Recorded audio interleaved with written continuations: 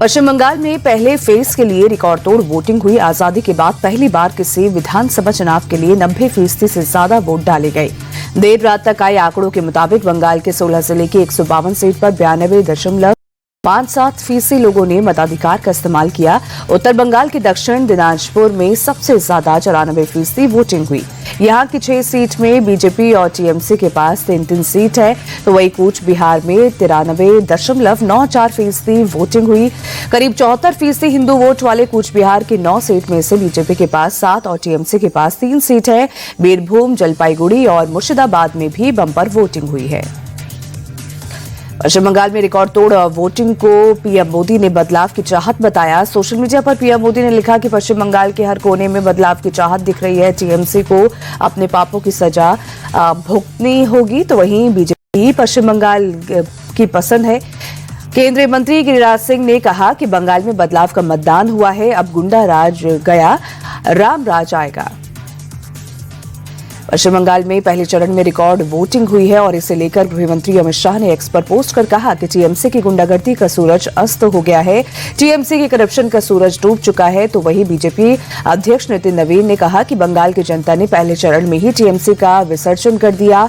बंगाल की जनता ने आज ही बीजेपी की जीत पर मोहर लगा दी है।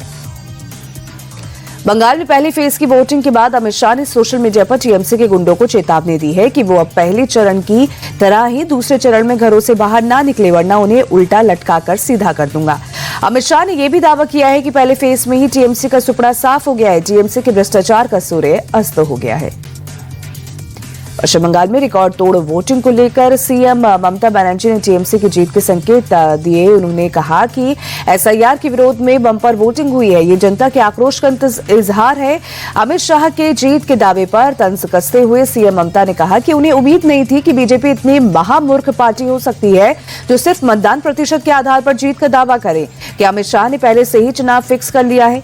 साथ ही ममता बनर्जी ने कहा कि उन्हें किसी पद में कोई दिलचस्पी नहीं है, वो सिर्फ केंद्र में बीजेपी सरकार का अंत चाहती है।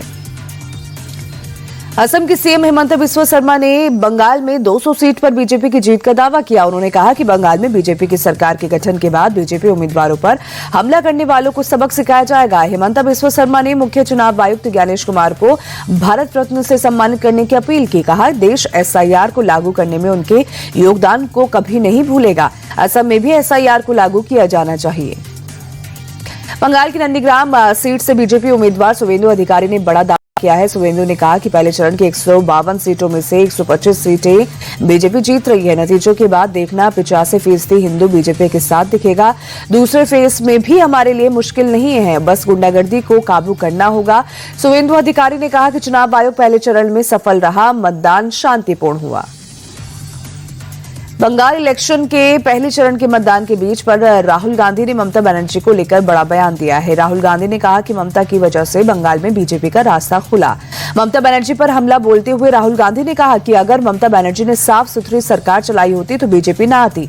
उन्होंने आरोप लगाते हुए कहा कि ममता बनर्जी ने बंगाल में ध्रुवीकरण कराया और इससे बीजेपी को मौका मिल गया। पश्चिम बंगाल में पहले फेज के चुनाव के दौरान दक्षिणी दिनाजपुर के कुमारगंज विधानसभा क्षेत्र में टीएमसी कार्यकर्ताओं ने बीजेपी उम्मीदवार शुवेंदु अधिकारी सरकार पर हमला कर दिया और उन्हें दौड़ा कर पीटा। एक पोलिंग बूथ पर बीजेपी के पोलिंग एजेंट को निकालने की खबर मिलने पर जब शुवेंदु सरकार वहां पहुंचे तो टीएमसी कार्यकर्ताओं ने उन पर हमला कर दिया। हालांकि उनकी सुरक्षा में तैनात पुलिस वाले किसी तरह उन्हें निकालकर ले गए, लेकिन टीएमसी के कार्यकर्ताओं ने उन्हें रास्ते में भी घेरा और उनके साथ हाथापाई की। आसनसोल साउथ सीट से बीजेपी उम्मीदवार अग्निमित्रा पॉल की सरकार पर भी हमला किया गया। अग्निमित्रा पॉल रहमत नगर इलाके में पोलिंग बूथ्स के दौरे के लिए गई थी, तभी उनकी कार पर लेके गए। रहमत नगर एक मुस्लिम बहुल इलाका है। अग्निमित्रा पॉल ने टीएमसी कार्यकर्ताओं पर हमले का आरोप लगाते हुए कहा कि टीएमसी के लोग हताश हैं, इसलिए इस तरह की हरकतें कर रही हैं। तमिलनाडु की सभी 234 सीट्स पर एक ही चरण में वोटिंग हुई। कुल 85% मतदान हुआ। सबसे ज्यादा वोटिंग करूर जिले में हुई, जहां करीब 92% लोगों ने मतदान का इस्तेमाल किया। राजधानी चेन्नई में करीब 82% वोटिंग हुई। 4 मई को नतीजे आएंगे। डीएमके और एआईएडीएमके के बीच कांटे की टक्कर देखी जा रही है। बंगाल में 29 अप्रैल को दूसरे चरण की 142 सीट्स पर वोटिंग होगी। इस चरण में ममता बनर्जी और शुवेंदु अधिकारी के बीच भवानीपुर में मुकाबला होगा और इसी के मद्देनजर ममता बनर्जी ने भवानीपुर में पदयात्रा की और वोटर्स को साधने के लिए सड़क पर उतरी। ममता की पदयात्रा में टीएमसी समर्थकों का हुजूम दिखा। ममता ने दावा किया कि 4 मई के बाद दिल्ली से बीजेपी का सफाया करेंगे। एक तरफ जहां पश्चिम बंगाल में पहले फेज में रिकॉर्ड तोड़ वोटिंग हुई है, तो वहीं पीएम मोदी दूसरे चरण के प्रचार में जुट गए हैं। प्रधानमंत्री आज 2 रैलियों को संबोधित करेंगे।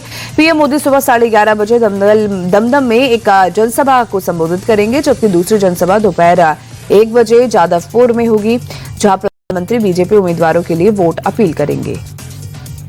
प्रधानमंत्री मोदी ने बीती शाम हावड़ा में भव्य रोड शो किया। प्रधानमंत्री के रोड शो में समर्थकों का जमावड़ा नजर आया। हावड़ा के लोग मोदी मोदी के नारे लगाते दिखे। पीएम मोदी की एक झलक पाने के लिए हावड़ा की सड़कों पर जनसैलाब उमड़ आया था। भारी सुरक्षा घेरों के बीच पीएम मोदी का काफिला आगे बढ़ता रहा। लोगों ने घर की छतों से प्रधानमंत्री पर फूलों की बारिश भी की। फर्स्ट फेज की वोटिंग के दौरान प्रधानमंत्री हावड़ा के बेलूर मठ पहुंचे। पीएम मोदी ने यहां पूजा अर्चना की। बेलूर मठ रामकृष्ण मिशन और रामकृष्ण मठ का हेडक्वार्टर है। खुद स्वामी विवेकानंद ने इसकी स्थापना की थी। के वेलूर में स्थित इस मठ से बंगाल के लोगों का खास जुड़ाव है। मठ के पुरोहितों से मिलने के बाद पीएम को जीत का आशीर्वाद मिला। बिहार विधानसभा का आज 1 दिवसीय विशेष सत्र बुलाया गया, जिसमें आज सुबह 11 बजे सीएम सम्राट चौधरी अपनी सरकार का विश्वास प्रस्ताव पेश करेंगे। नई सरकार के गठन के बाद ये सत्र राजनीतिक रूप से बेहद अहम माना जा रहा है, क्योंकि इसी के जरिए सरकार अपना बहुमत साबित करेगी। 243 सदस्यों की विधानसभा में एनडीए के पास सभी 201 विधायकों का समर्थन है। हालांकि सबकी निगाह कांग्रेस के 3 और आरजेडी के 1 विधायक पर टिकी है, जिन्होंने राज्यसभा के लिए एनडीए के पक्ष में वोटिंग की थी।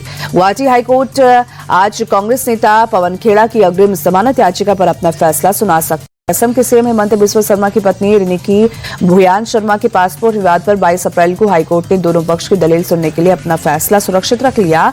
इस बीच पासपोर्ट विवाद में विदेश मंत्रालय ने रिनिकी भुयान शर्मा को क्लीन चिट दे दी। विदेश मंत्रालय ने पवन खेड़ा के दिखाए तीनों पासपोर्ट को फर्जी बताया। दिल्ली के शास्त्री नगर इलाके में एक गोदाम में आग लग गई। आग लगते ही इलाके में अफरा तफरी मच गई। लोगों की जानकारी देने के बाद मौके पर पहुंची फायर ब्रिगेड की टीम ने आग पर काबू पा लिया। गोदाम बेसमेंट में होने की वजह से आग बुझाने में परेशानी का सामना करना पड़ा। गोदाम में रखा सारा सामान जलकर खाक हो गया। आग से किसी की जान को नुकसान नहीं पहुंचा। आग लगने की वजह की जांच की जा रही है। उत्तर प्रदेश के गाजीपुर के कटरिया में लड़की की मौत के बाद हुए हंगामा मामले में पुलिस का एक्शन तेज है। पुलिस ने समाजवादी पार्टी नेता सहित 47 के खिलाफ एफआईआर दर्ज कराई है। 200 अज्ञात लोगों पर भी हंगामा और पथराव को लेकर एफआईआर की गई। आरोपियों ने पुलिस के साथ झड़प के साथ पथराव भी किया, जिसमें कई पुलिस वाले घायल हो गए थे। पुलिस वीडियो फुटेज के आधार पर कार्रवाई कर रही है। यूपी एटीएस को बड़ी सफलता मिली है। पुलिस ने नोएडा से आईएसआई के लिए काम कर रहे 2 आतंकियों को गिरफ्तार किया है। एटीएस के मुताबिक तुषार खान उर्फ हिजबुल्ला और समीर खान दोनों आईएसआई के लिए काम कर रहे थे। दोनों आतंकी पाकिस्तानी गैंगस्टर शहजाद भट्टी और आबिद जट के संपर्क में थे। पुलिस को इनके पास से पिस्टल बरामद हुई। पाकिस्तान में बैठे आतंकियों ने दोनों को अलग अलग काम दिया था। तुषार खान को कुछ खास लोगों के घर से हमला करने का टास्क मिला था, जबकि समीर खान को तहरीक-ए-तालिबान हिंदुस्तान लिखने का काम मिला था। बिहार के समस्तीपुर में चोरों के हौसले बुलंद। चोरों ने गैस कटर से काटकर केनरा बैंक के एटीएम में लाखों की लूट को अंजाम दिया। गाड़ी से पहुंचे 3 बदमाशों ने घटना को अंजाम दिया। बदमाशों ने एटीएम के 2,11,000 रुपए की चोरी भी की। पुलिस मौके पर पहुंचकर चोरी की वारदात की जांच कर रही है। चोरी की वारदात पास ही लगे सीसीटीवी में कैद हो गई। पुलिस सीसीटीवी के जरिए मामले को सुलझाने में जुटी है। एमपी के राजगढ़ में लुटेरों ने ज्वेलर्स से करीब 26,000 रुपए की लूट की। लुटेरे ज्वेलर्स से दुकान के बाहर से बैग छीनकर फरार हो गए। स्थानीय लोगों ने भागते हुए लुटेरों का पीछा कर एक चोर को पकड़ लिया। पकड़े गए चोर के लोगों ने जमकर पिटाई भी की। पुलिस के मुताबिक लुटेरे 1 हफ्ते से लूट की प्लानिंग कर रहे थे। चोर ज्वेलर्स के आने जाने के समय की लगातार रेकी कर रहे थे। पुलिस की पूछताछ में लुटेरों के अन्य साथी भी पकड़े गए। पुलिस ने सभी के खिलाफ केस कर लिया है। हरियाणा के करनाल में पुलिस ने एनकाउंटर में एक बदमाश को पकड़ लिया। बदमाश पर एक शख्स पर फायरिंग करने का आरोप है। पुलिस के रोकने पर स्कूटी से जा रहा बदमाश भागने लगा। पुलिस का पीछा करने पर बदमाश ने फायरिंग कर दी। पुलिस की जवाबी कार्रवाई में बदमाश के पैर में गोली लगी।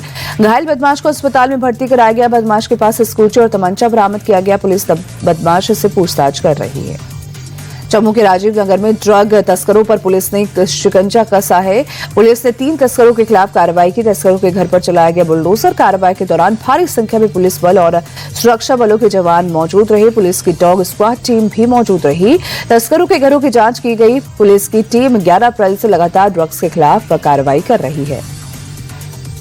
अमेरिकी राष्ट्रपति ट्रंप ने ईरान के खिलाफ परमाणु हथियारों के इस्तेमाल से साफ इनकार कर दिया। उन्होंने कहा कि ईरान को पारंपरिक तरीके से पूरी तरह तबाह कर दिया है, तो परमाणु हथियार का इस्तेमाल क्यों करेंगे। ट्रंप ने कहा कि वो ईरान के साथ समझौते की जल्दबाजी में नहीं है। ईरान को खुद पता नहीं है कि उसका नेतृत्व कौन कर रहा है।